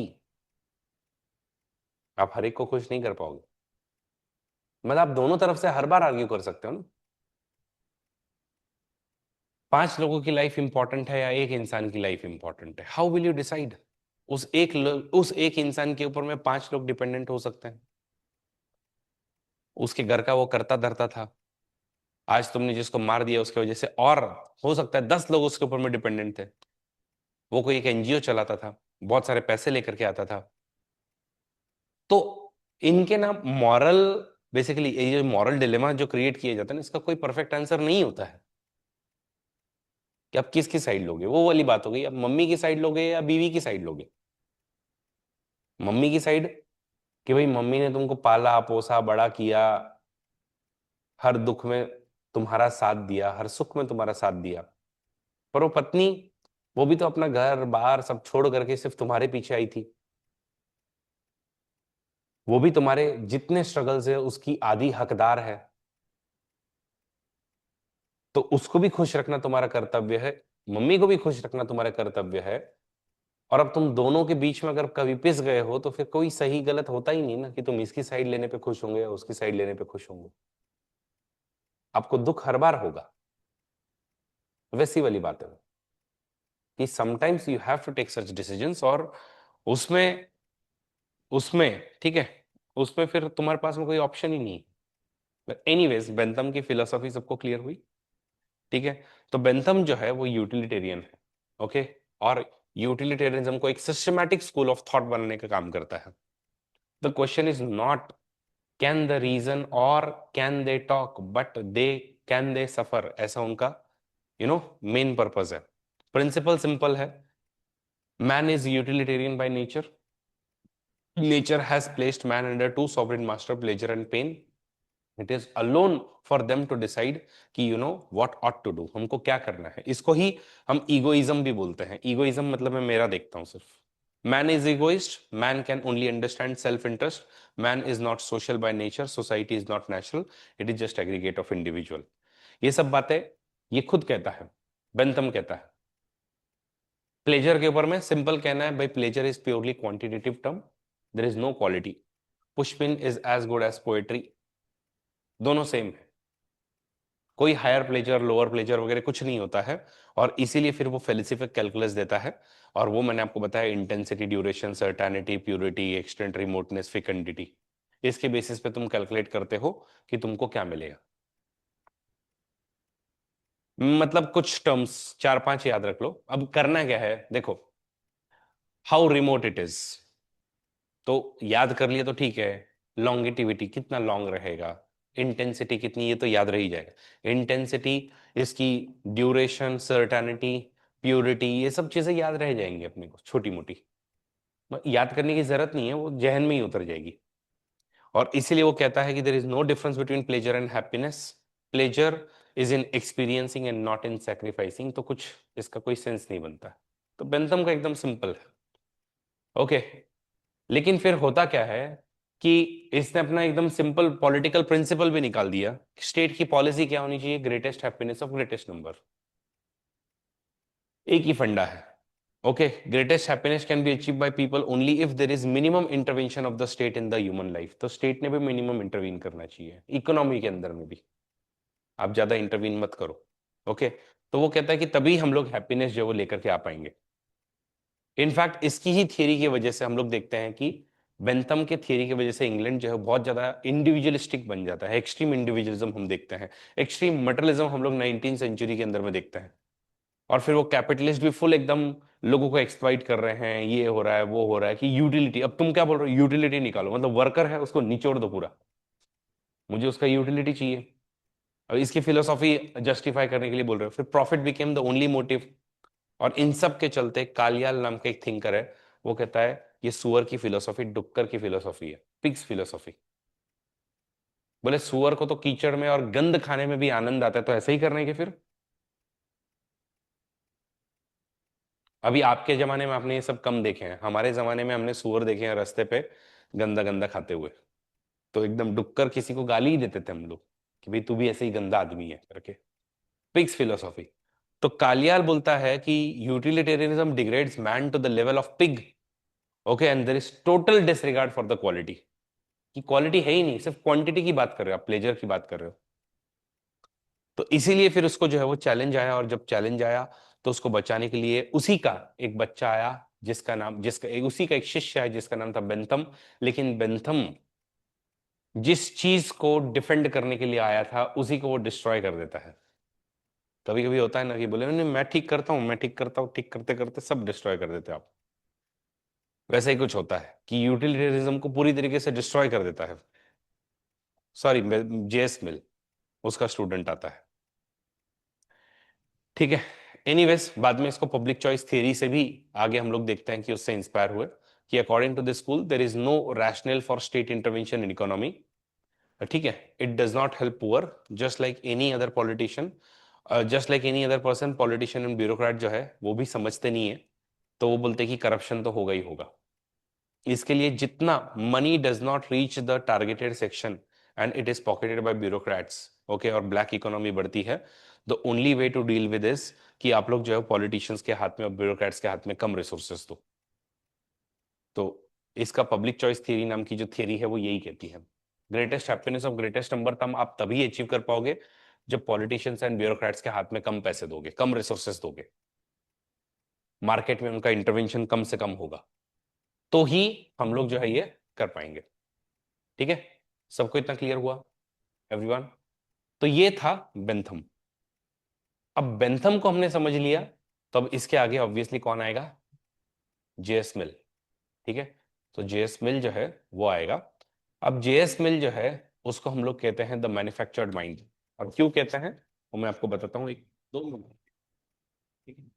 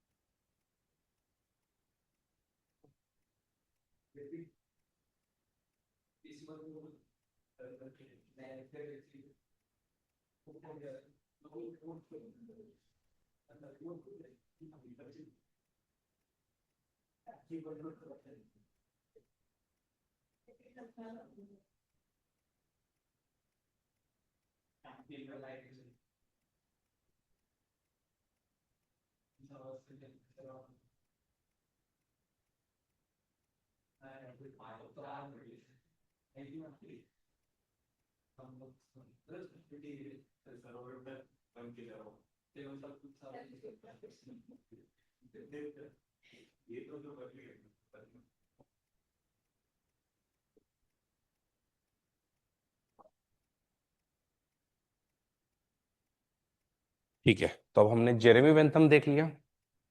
अब जेएस मिल। जेएस मिल जो है उसको हम मैन्युफैक्चर्ड माइंड बोलते हैं। रीजन सिंपल है, मैंने आपको बताया कि उसके फादर जो है, ओके, तो उन्होंने ही ऐसा किया।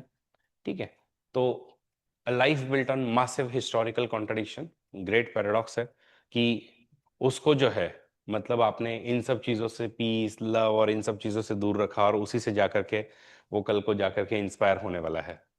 ठीक है, उसको एक मशीन तुमने बना करके रखा हुआ था। तो एज ए सेड कि लॉक ने हमेशा से कहा था कि माइंड इज टेबुलर रासा, मतलब माइंड जो है वो एक ब्लैंक स्लेट है, सारा नॉलेज जो है वो एक्सपीरियंस से आता है। उसके फादर भी इसी चीज में बिलीव करते थे, और इसके लिए फिर जीरो रिलीजन उनको दिया, जीरो फ्रेंड्स उनको दिए, जीरो इमोशन उसको दिया, और 100% फिलोसॉफी, हिस्ट्री, साइंस, इकोनॉमिक्स। और रिजल्ट, रिजल्ट एक pure machine. By age of 14 he was the most learned young person in the England.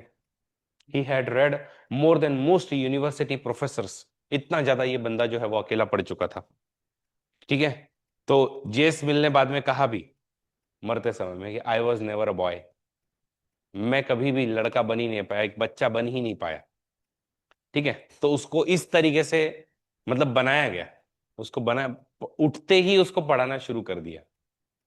ठीक है, फिर क्या, फिर क्या, वो बस वही, फिर बाद में फाइनली उसने जॉब, मतलब मेंटल ब्रेकडाउन होना। ठीक है, तो मेंटल ब्रेकडाउन के बाद में उसको एक प्रेमिका मिलना, प्रेमिका के बाद में फिर उसने जॉब भी ज्वाइन किया लगभग 1823, मतलब 17 की एज में। ठीक है, तो he joined as a worker in East India Company. और बाद में लगभग 1858 तक वो काम करते रहा, जब तक ये 1857 में सिपाही म्यूटिनी हुई अपनी। ओके, और फिर उसको बोला कि और भी तुम कुछ रिस्पॉन्सिबिलिटी लोगे क्या, तो बोलता है नहीं लूंगा। तो 35 साल तक उसने यहीं पर, ठीक है, इंडिया को रेगुलेट करने के लिए इसने काम किया। ठीक है, और मजेदार बात है कि वो कभी इंडिया आया नहीं, इस बीच में एक बार भी नहीं आया 35 सालों में। कभी कभी होता है ना कि भाई चलो चलते हैं जरा देख के तो आते हैं, बट वो कभी आया ही नहीं। ओके, मैंने आपको बताया मशीन का ब्रेकडाउन कब होता है, 20 साल में। ठीक है, 20 ईयर्स के एज में। तो उसको एकदम क्लिनिकल डिप्रेशन और total inability to feel pleasure, उसको बोलते हैं एन हेनोडोनिया। ठीक है, हेडो हेडोनिया, एन हेडोनिया ऐसा बोलते हैं उसको। तो हेडोनिज्म मतलब प्लेजर फील करना, अन मतलब नहीं कर सकते हो तुम, तो प्लेजर ही फील नहीं कर सकते हो, ऐसे इंसान को फिर अन हेडोनिया बोलना शुरू करते हैं। तो ये उसको प्रॉब्लम जो है वो आने लगती है, तो पूरा सिस्टम फेलियर इसका हो जाता है। Okay, but anyways as I said कि ये मेंटल क्राइसिस के बाद में 1826 में, अब देखो 1826 में, उस समय में बेंथम अपने बुढ़ापे में, लगभग 50 साल की उम्र होगी, उस समय में ये क्या कर रहा है, वो एक यूनिवर्सिटी बना रहा है और इसका पूरा मेंटल क्राइसिस चल रहा है 1826 में। और इसी मेंटल क्राइसिस में ये जगता है वापस से यूटिलिटेरियनिज्म से हट करके रोमांटिसिज्म में जाकर के पोएट्री वगैरह से। ठीक है, emotion, aesthetic feeling, contemplation of beauty, ये सब चीजें। तो ब्यूटी ब्यूटी को ये सब मानता ही नहीं है, बेंथम तो मानता ही नहीं है। बोले ये ब्यूटी क्या होता है, कुछ नहीं होता है। ठीक है, ये सब इमोशंस, एस्थेटिक्स, ये सब क्या होता है, कुछ नहीं होता है। बोले एक ही चीज मैटर करती है, सिंपल, और वो क्या है, वो है क्वांटिटी। ये क्वालिटी वॉलिटी कुछ नहीं होता है। बट फाइनली इसको ये सारे इमोशंस के थ्रू ही समझ में आता है। तो जो अब तक एक इमोशनलेस मशीन थी, वो जब इमोशंस उसकी जिंदगी में, जब पोएट्री आती है, तब जाकर के वो अपना मेंटल ट्रॉमा बोलता है, और तब जाकर के उसकी गाड़ी जो स्टार्ट होती है। ओके। बट एनीवेज, उसकी जिंदगी में अगर सबसे बड़ा रोल अगर किसी ने प्ले किया है तो उसकी वाइफ ने। प्रेमिका पहले और वाइफ बाद में। ओके। तो 1830 में वो उसको मिलता है, लगभग एट द एज ऑफ 24। तो उस समय में ये हैरियट टेलर हुआ करती थी। As I said, she was married, a mother, and one of the most intellectually formidable woman in the England. ठीक है, उनसे मिलता है, उसका इम्पैक्ट हुआ था। रिलेशनशिप जो पहले फ्रेंडशिप में होता है, डीप इंटेलेक्चुअल पार्टनरशिप में होता है। ओके। और उस समय में ऑब्वियसली इन दोनों शादी नहीं कर सकते थे, क्योंकि विक्टोरियन मॉरालिटी थी, तो नहीं कर सकते थे, तो नहीं किया। ओके। लेकिन एनीवेज, बहुत सारे आज फेमिनिस्ट स्कॉलर बोलते हैं कि मिल ने जो कुछ लिखा है वो कहीं ना कहीं सारा का सारा हैरियट टैलर मिल ने ही उसको सजेस्ट किया था। ठीक है। तो ऐसा है, तो उससे फिर वो बचता है। फिर 1830 से उनका जो लव शुरू हुआ, तो बाद में जाकर के 1851 में वो शादी करता है उससे। तब तक वो 21 साल तक शादी नहीं करता है, क्योंकि वो शादीशुदा थी। ओके। फिर 49 में उसका हस्बैंड मरता है, जॉन टेलर। तब जाकर के वो शादी करते हैं, और 1858 में फिर सैडली वो भी मर जाता है। 1851 में होता है, फिर वो मैरिज कुछ साल चलती है, थोड़े ही साल चलती है।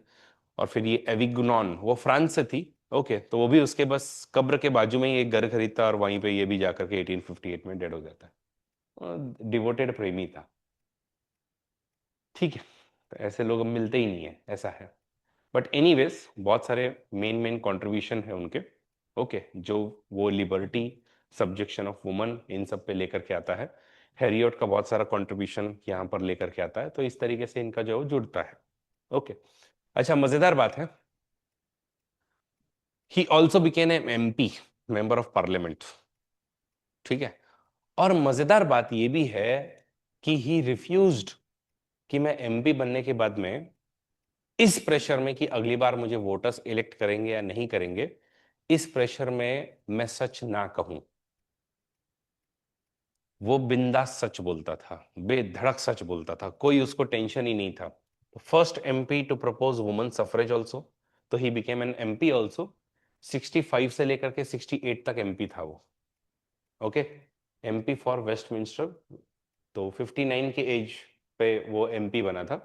और बाद में फिर वो बोला कि मेरे को नहीं, मतलब वो वापस नहीं इलेक्ट आया तो भी, इलेक्ट नहीं हुआ तो भी उसको कोई प्रॉब्लम नहीं है। उसने Irish land reforms, workers right, proportional representation, इन सब चीज़ों पे बोला। सीट वो हारा भी, बट वो बोला कि भाई देखो, एक ही बात है, मैं झूठ नहीं बोलूंगा। ठीक है, मैं झूठ वोट बोल करके नहीं आने वाला हूँ। तो जो पॉलिटिकल करियर था वो भी बहुत छोटा था। बोला सच बोल करके मेरे को तुम लोग ला रहे हो तो ठीक है, नहीं तो फिर मैं झूठ नहीं बोलने वाला हूँ। ओके। तो इस तरीके से था। तो एनीवेज, जेरेमी बेंथम ने जो एक वर्जन पहला बनाया था वो वर्जन 1 था, और ये बाद में जो बना वो एक वर्जन 2 था। तो 20 साल की उम्र तक वर्जन 1 जो था वो सिर्फ यूटिलिटी, प्लेजर, यूनिट्स, इसी पे बात करता था। लेकिन बाद में ये जो बना वो होलिस्टिक और वेल ह्यूमन बीइंग बना। ठीक है। ये a blank slate, a machine to be programmed, ऐसा जेरेमी बेंथम मानता था। लेकिन ऐसा नहीं, a growing tree needing diverse nourishment, इस तरीके से हुआ। Diminished emotions as irrelevant, Jeremy Bentham मानता था। लेकिन ये बोला नहीं, पोएट्री, ब्यूटी, लव, ये सब इंपॉर्टेंट है। ओके। और डायरेक्टली परसूड थ्रू कैलकुलेशन, तो इनका था कि भाई प्लेजर कैसे करे। ये बोलता है एक मीनिंगफुल लाइफ का ही प्रोडक्ट है तुम्हारा जो है वो लाइफ, प्लेजर होगा या नहीं होगा। तो इस तरीके से हम लोग जो है इसका वर्जन 1 और वर्जन 2 में डिफरेंसेस देखते हैं। ओके। बट एनीवेज, तो जेम्स मिल जो है, उसने जो बनाया और ये बाद में जो बना वो एकदम बहुत ही अलग था। बाद में एज आई सेड, एविग्नॉन में ही 1873 में जाकर के इसकी भी डेथ होती है, वो वहीं पे खत्म हो जाता है। तो अब अपने को आना है मिल के ऊपर में। तो मिल जो है, तो उसका भी हमने बेसिक बैकग्राउंड लाइफ हमने देख लिया। अब सवाल आता है कि मिल को क्यों कहते हैं कि ही was the Peter who denied his masters. ठीक है, he was a Peter who denied his master. अब इसकी क्या कहानी है सर? तो हुआ ये कि जीसस क्राइस्ट, ठीक है, तो उनके ऊपर में आरोप लगे कि ये यहाँ पर लोगों के अंदर में एक अलग ही धर्म वगैरह फैला रहा है। और उस समय में वहां पे पावर में जो थे वो थे ज्यूज। ठीक है, तो ज्यूज थे, और ये ज्यूज लोग जो है वो जीसस क्राइस्ट को वहां पे फुल पनिश करते हैं। और पनिश करते हैं, और उस फिर आपको पता है कि क्रॉस वगैरह बांधा जाता है, और फिर क्रॉस बांध करके उनको लेकर के जाया जाता है। तो उसी पीरियड में ये जब क्रू इस तरीके से उसको जब लेकर के जा रहे हैं, तो उधर ही उनका एक शिष्य था, पीटर। तो पीटर भी वहीं पे खड़ा था। पीटर को पूछा कि do you know this man, Jesus Christ को? तो पीटर ने मना कर दिया। पीटर बोला नहीं नहीं नहीं भाई, मैं तो नहीं जानता ये कौन है। ठीक है, पीटर ने क्या किया? पीटर ने डायरेक्ट मना कर दिया, मैं तो नहीं जानता भाई ये कौन है। पीटर ने जब इस तरीके से मना किया, तो तब से फिर कहा गया कि पीटर डिनाइड हिज मास्टर। कि मास्टर कौन था? जीसस क्राइस्ट, लेकिन खुद को बचाने के लिए उसने उसको डिनाई कर दिया। ओके, तो ऐसा ही मिल के भी केस में होता है कि मिल जो है वो यूटिलिटेरियनिज्म को हमने क्या गालियां दी कि भाई ये तो सुअरों की फिलोसॉफी है। बराबर है ना? जब आप कहते हो कि नहीं नहीं क्वालिटी होती ही नहीं है, सिर्फ क्वांटिटी होती है, तो तुम उसको फिर पिग्स फिलोसॉफी बोलने लग गए। और जब पिग्स फिलोसॉफी करके जब एक्यूजेशन लगाने लग गए, तो ये बोले कि यार यार अब क्या करें। तो ये तो बोलता है भाई मैं तो नहीं जानता, मैं तो इसको चेंज करूंगा। तो इसलिए फिर कहते हैं कि Mill was the Peter who denied his master. या फिर mention what reforms Mill makes in the philosophy of utilitarianism. या फिर ऐसा भी कहा जाता है to what extent it is appropriate to claim that in order to revise utilitarian Mill actually destroyed it. कि मिल जो है वो क्या करता है? यूटिलिटेरिज्म को रिवाइज करना चाहता है, लेकिन रिवाइज करते करते उसी को पूरी तरीके से तोड़ देता है। ठीक है, तो ऐसा सवाल अपने को आ सकता है। तो क्या चीज करता है? तो सबसे पहली चीज जो है वो क्वालिटी लेकर के आता है। क्या करता है? क्वालिटी लेकर के आता है। तो बेंथम ने क्या कहा था? क्वालिटी इंपॉर्टेंट है क्या? नहीं। ये क्या बोल रहा है? Quality is important. तो उधर ही जैसे ही तुमने लाया, तो फेलिसिफिक कैलकुलस का फॉर्मूला तुम्हारा बेकार हो जाएगा। फेलिसिफिक कैलकुलस का फॉर्मूला जो था तुम्हारा, जिसमें तुम 7 एलिमेंट्स पे डिसाइड करते थे कि तुमको नेट प्लेजर मिल रहा है या पेन मिल रहा है, उसको कैलकुलेट करने के लिए सिर्फ क्वांटिटी इंपॉर्टेंट थी। And the moment you bring quality, तो क्वालिटी को कैसे गेन हो गया अब उसमें? तो फेलिसिफिक कैलकुलस का फॉर्मूला पूरा ब्रेक हो गया, अभी वो काम का ही नहीं रहा, है कि नहीं? तो ये वाली बात है। तो मिल जो है वो क्या करता है? वो आइडियलिज्म लेकर के आता है यूटिलिटेरिज्म से। क्योंकि याद रखो, जब प्रॉब्लम थी तो वो सोक्रेटिस और प्लेटो से सॉल्यूशन लेकर के आता है, और बेंथम सोक्रेटिस और प्लेटो से दूर है। मतलब तुम सोफिस्ट लोगों को बोल रहे हो कि भाई सोक्रेटिस, तुम सोफिस्ट लोग बोल रहे हैं सोक्रेटिस को कि तुम मेरी हेल्प करो, तो जब हेल्प करवाने बुलाओगे तो खत्म ही हो गया। तो सीधी सी बात है, according to Bentham neither pleasure differs in quality nor people differ in quality. लेकिन ये, और वो he used to say pushpin is as good as poetry. But ये बोलता है नहीं, ऐसा नहीं है। वो बोलता है कि इंसान भी क्वालिटी में अलग अलग होते हैं। याद है आपको? बेंथम कहता था हर एक की वैल्यू वन है, हर एक इंसान की वैल्यू वन है, कोई भी एक से ऊपर नहीं है। ये बोलता है ऐसा नहीं है भाई, वैल्यू हर एक की डिफरेंट है। ठीक है, ये बोलता है कि आदमी, उसमें जब क्वालिटी का डिफरेंस है, और इवन प्लेजर में भी क्वालिटी का डिफरेंस है। आपको प्लेजर हर बार सिर्फ एक्सपीरियंस करने से नहीं मिलता है, sometimes you also get pleasure by sacrificing. वो प्लेजर को और हैप्पीनेस को अलग अलग करता है। आपको याद होगा कि बेंथम के हिसाब से pleasure is equal to happiness. ये कहता है नहीं, pleasure and happiness are very very different. Pleasure सिर्फ और सिर्फ एक्सपीरियंस करने से मिलता है, लेकिन हैप्पीनेस कभी कभी तुमको कोई कोई चीज सैक्रिफाइस करने से भी मिलती है। बेस्ट एग्जांपल आपको बताता हूं।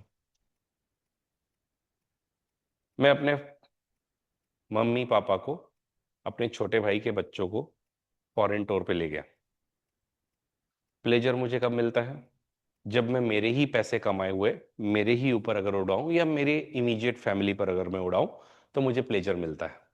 बराबर है, प्लेजर मिलता, तो प्लेजर एक्सपीरियंस करने में है। बट जब मैं अपने मम्मी पापा को भी लेकर के जा रहा हूँ, जब मैं अपने छोटे भाई के बच्चों को भी लेके जा रहा हूं, तो बिना फालतू का 4 लाख का खर्चा और बढ़ जाता है। जो काम मेरा 4 लाख में हो सकता था वही मेरा 8 लाख में होता है।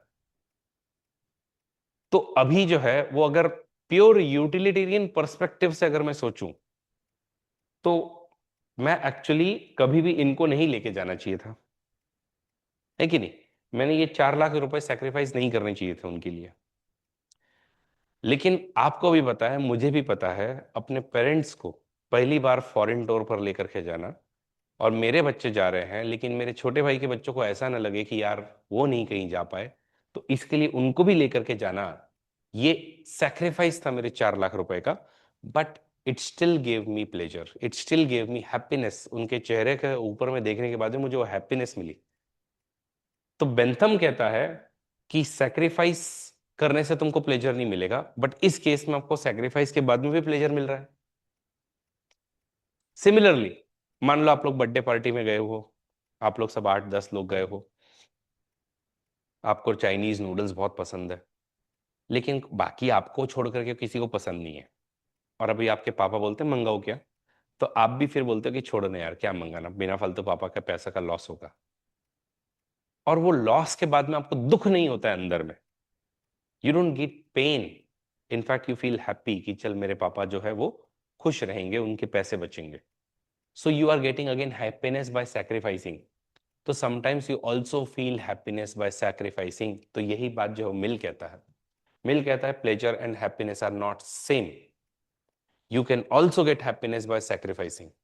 अपने आप को सैक्रिफाइस करके भी तुम लोग हैप्पीनेस जो है वो अपने अंदर में ला सकते हो, कि आप खुश हो कि आपने इनके लिए ये किया। अंडरस्टूड। सो ये वाली बात जो वो ये कहता है, तो पहले तो बेंथम कह रहा है भाई दोनों इक्वल है, ये कहता है इक्वल नहीं है। बेंथम कहता है क्वालिटी मैटर नहीं करती है, ये कहता है क्वालिटी मैटर करती है। ये कहता है पर्सन की हर एक की वैल्यू एक है, ये कहता है नहीं ऐसा नहीं है, हर एक पर्सन की वैल्यूज जो है वो क्या होगी, अलग अलग होगी। In order to defend utilitarism, Mill brings the aspect of the quality, और जैसे ही वो क्वालिटी को लेकर के आता है वो डिस्ट्रॉय करता है। वो इतना ही नहीं, he also says it is better to be Socrates dissatisfied than a fool satisfied, it is better to be human dissatisfied than a pig satisfied। वो बोलता है कि चलेगा मुझे सोक्रेटस डिससेटिस्फाइड चलेगा लेकिन फूल इंसान नहीं। वो बोले एक ह्यूमन डिससेटिस्फाइड चलेगा लेकिन पिग सेटिस्फाइड नहीं। दोनों में फर्क है, दोनों की क्वालिटी में फर्क है। Mill makes difference between Socrates and fool. ठीक है, वो बोलता है कि देखो, wise man knows both side of reality. दोनों साइड की रियलिटी उसको पता होती है। सिर्फ अपने साइड की रियलिटी जिसको पता होती है वो फूल आदमी है। और ये सोशल मीडिया के लिए एकदम परफेक्ट एग्जाम्पल है।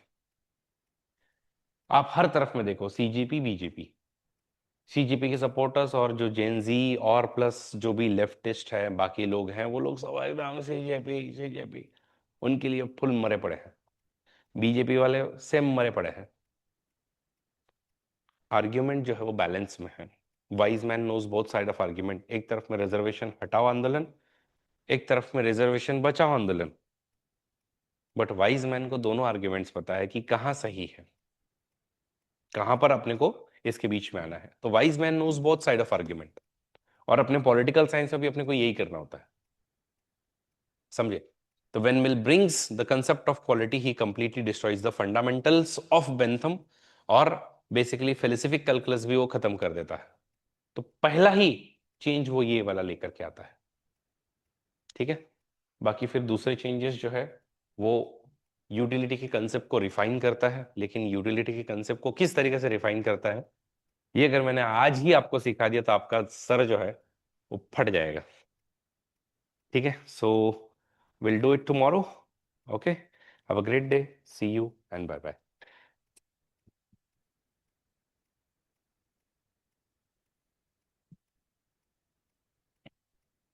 तो एज आई सेड, सिर्फ नोट्स तक ही सीमित रहो। ठीक है, नहीं, don't take it, as I said. ये स्लाइड्स अगर आपको मिल गई तो आप लोग जो है भटक जाओगे, तो प्लीज सिर्फ इधर ही ध्यान दो, या फिर इसके रिकॉर्डिंग्स पे ही ध्यान दो। नहीं पूछेंगे, बिल्कुल नहीं पूछता, नहीं पूछा ही नहीं, अब तक सवाल ही नहीं पूछा बेंतम। हम्म। नहीं पूछा ही नहीं। पर हम्म। क्यों नहीं था? इतना नहीं, जो मेजर इन्फ्लुएंसर्स होंगे उसकी बात करेंगे ना हम लोग। ठीक है।